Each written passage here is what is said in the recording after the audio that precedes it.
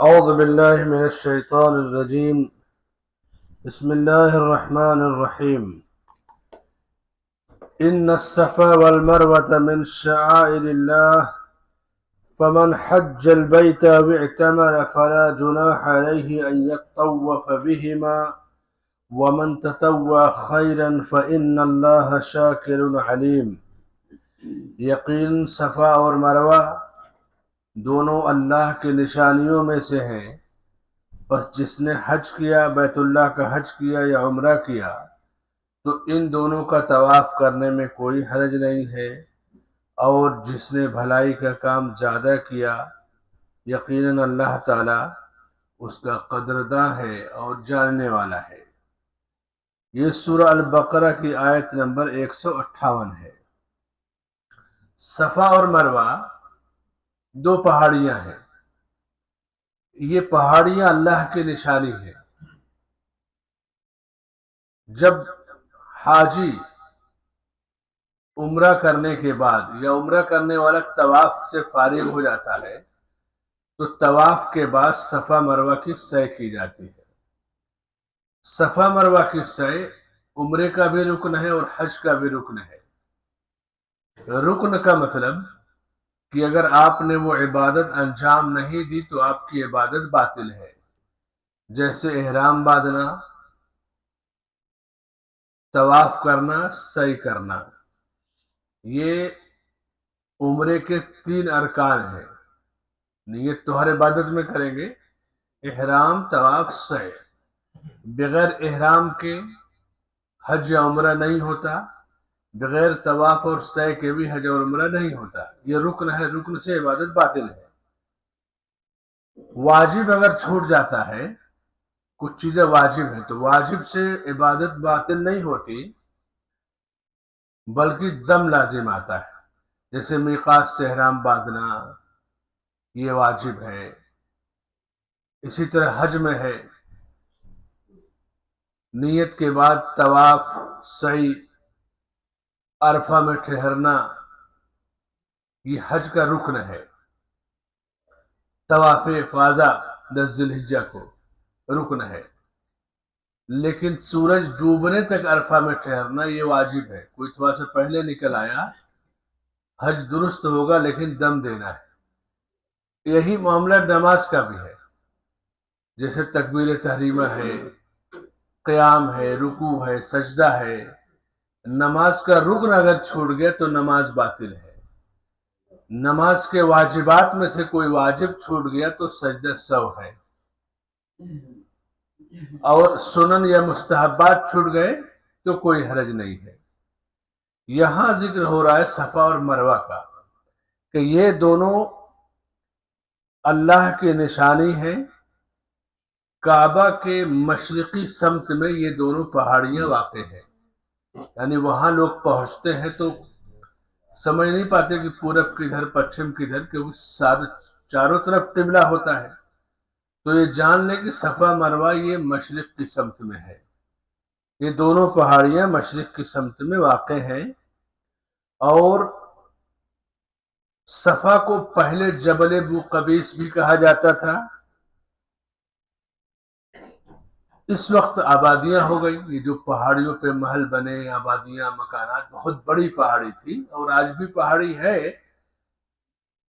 ان پہاڑیوں پر اسلام سے پہلے جاہلیت میں قریش نے بت رکھے تھے، سات، سوات اور پھر منات۔ ان بتوں کو وہاں نصب کیا تھا، سیٹ کر دیا تھا، اور ان بتوں کا طواف کرتے تھے۔ تو جب اسلام آیا، حج فرض ہوا، کعبہ پاک ہوا بتوں سے، تو وہ لوگ جو جاہلیت میں ان بتوں کو رکھے تھے یا طواف کرتے تھے، ان کے دل میں ایک چیز آئی کہ یہ تو وہی چیز ہے جہاں بت رکھے ہیں، تو ان کا طواف کرنا۔ تو اللہ نے کہا نہیں، پہلے جاہلیت تھی، کفر تھا، شرک تھا، بت بعد میں ان لوگوں نے رکھا، پہاڑ تو اللہ کا بنایا ہوا ہے۔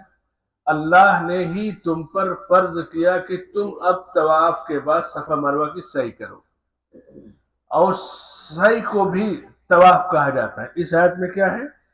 ان الصفا والمروۃ من شعائر اللہ، صفا اور مروہ اللہ کی نشانیاں ہیں، پس جس نے حج یا عمرہ کیا تو ان دونوں کا طواف کرنے میں کوئی حرج نہیں۔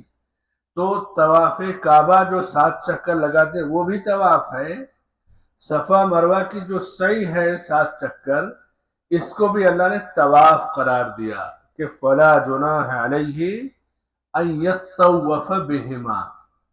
طواف کہتے ہیں چکر لگانا، تو صفا سے مروہ ایک چکر ہوا، مروہ سے صفا دوسرا چکر، تو یہ چکر ہی تو ہوتا ہے نا، 7 چکر صفا سے شروع ہو کے مروہ پہ ختم ہو جاتا ہے۔ تو کہا کہ جو حج یا عمرہ کرے تو ان دونوں کا طواف کرنے میں کوئی حرج نہیں ہے۔ باطل عقیدے کی تردید کیا کہ بتوں سے پاک ہو گیا، اور اس کے بعد اسلام کا ایک رکن ہے، اللہ کی ایک نشانی ہے۔ اور سنو، اگر کسی نے بھلائی کا کام زیادہ کر لیا، کوئی بھی بھلائی ہو اگر زیادہ کوئی کر لے تو اللہ تعالی اس کا قدرداں ہے۔ بھلائی کا کام زیادہ کیسے کیا جاتا ہے؟ جیسے نماز فرض ہے، آپ سنتوں کے ساتھ نفل کا اہتمام کر لیں۔ حج یا عمرے میں طواف رکن ہے، ایک بار طواف کرنا ہے، حج میں 2 بار کرنا، ایک طواف قدوم، پہلا جو عمرے کا طواف ہے، دوسرا 10 ذی الحجہ کا طواف افاضہ۔ لیکن اگر آپ اس کے علاوہ نفلی طواف کرنا چاہیں، فری ہو گئے، چلیے ایک چکر طواف کا لگا کے آتے ہیں، پھر گئے دوسرا طواف کیے، تیسرا، بہت سارے لوگ طواف کرتے ہیں۔ بعض حاجی ایسے ملے، بوڑھے بیچارے 70 80 سال کے، ایک صاحب ملے، بولے میں نے 80 بار طواف کیا کعبہ کا، یعنی 7 چکر ہوا نا ایک طواف، تو 7 چکر کو ایک شمار کرے، کہہ رہے میں نے 80 طواف کیا ہے۔ کسی نے کہا میں نے 40 کے، بوڑھے لوگوں کی میں بات کر رہا ہوں جو حج کرنے جاتے ہیں زندگی میں ایک بار، اللہ کی توفیق ہے۔ کچھ لوگ ایسے ملتے ہیں جو فرض حج یا عمرہ کر کے چپ چاپ بیٹھے رہیں گے، گپ شپ میں رہیں گے، شاپنگ کریں گے، گھومیں گے، پورا وقت برباد کر کے چلے آتے ہیں۔ تو فرمائے کہ فمن تطوع خیرن، جس نے بھلائی کا کام زیادہ کیا، ومن تطوع خیرن فإن اللہ شاکر علیم، تو اللہ اس کا قدرداں ہے، اس کی نیکی کو ضائع نہیں کرتا۔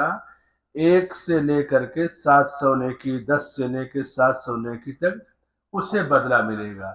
تو اس آیت سے جو مسائل ثابت ہوتے ہیں، پہلا مسئلہ، طواف اللہ سے قربت کا ذریعہ ہے، طواف کعبہ اللہ سے قریب ہونے کا ذریعہ ہے۔ بعض حدیثوں میں کہ جس نے طواف کیا تو اس کے ہر قدم پر ایک نیکی لکھی جاتی ہے اور ایک گناہ معاف کیا جاتا ہے۔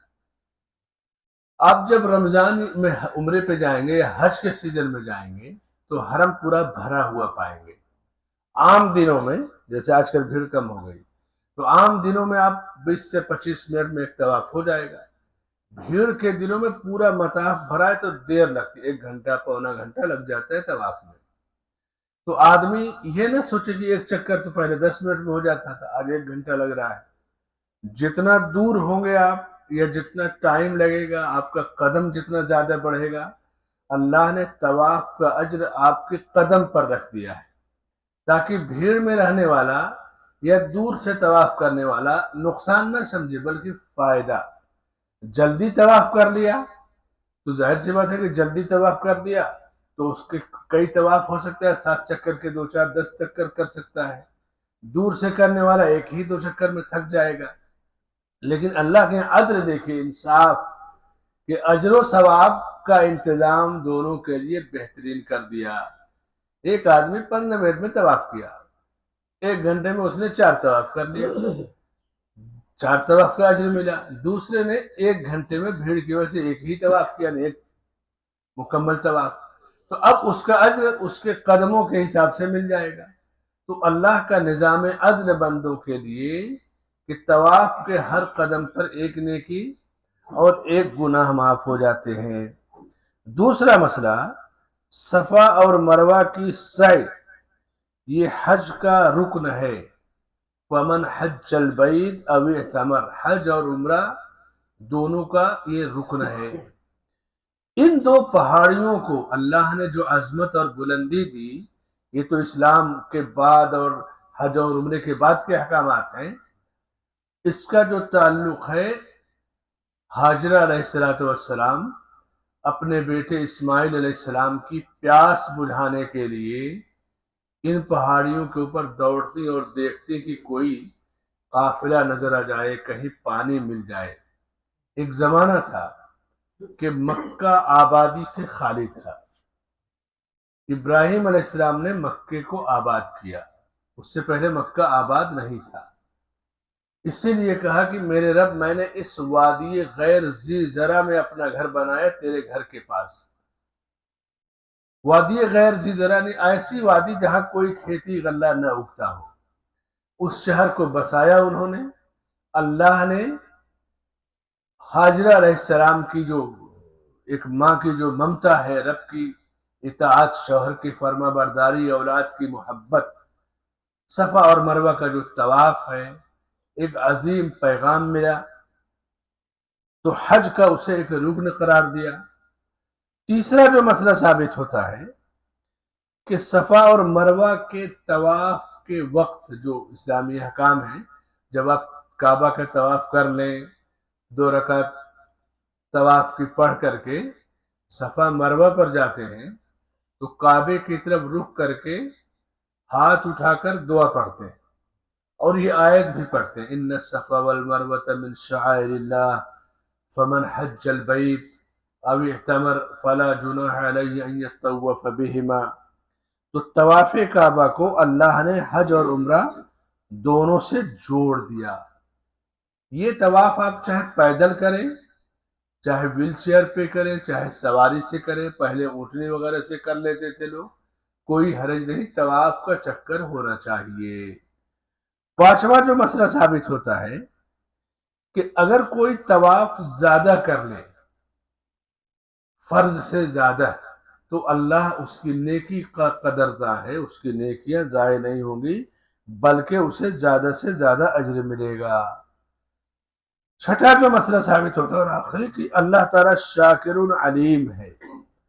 شاکر کہتے ہیں کسی کی نیکی کو جان کر کے اس کی قدر کرنا، کسی کی بھلائی کا علم ہو اور اس کی قدر کرنا، تو اللہ تعالیٰ جاننے والا ہے اور قدرداں ہے۔ کسی کی معمولی نیکی ہو، فَمَن يَعْمَلْ مِثْقَالَ ذَرَّةٍ خَيْرًا يَرَهُ، معمولی سی بھی نیکی ہے، ذرے کے برابر بھی، تو اسے اپنے سامنے پائے گا۔ فَإِنَّ اللَّهَ شَاكِرٌ عَلِيمٌ، اللہ تعالیٰ نعمتوں کا، نیکیوں کا قدرداں ہے اور اسے جاننے والا ہے۔ اللہ سے دعا ہے کہ اللہ تعالیٰ ہماری نیکیاں قبول فرمائے، ہمارے اعمال صالحہ کے قبول فرمائے۔ ہم میں سے جو لوگ اس درس میں حاضر ہیں، خاص طور سے ان کے لیے کہ جس نے اب تک کعبے کا طواف نہیں کیا ہے، حرم نہیں دیکھا ہے، اللہ تعالیٰ اسے طواف کعبہ نصیب فرمائے، عمرے اور حج کی سعادت نصیب فرمائے، اور جو لوگ حج یا عمرہ کر لیے ان کی عبادت کو قبول فرمائے۔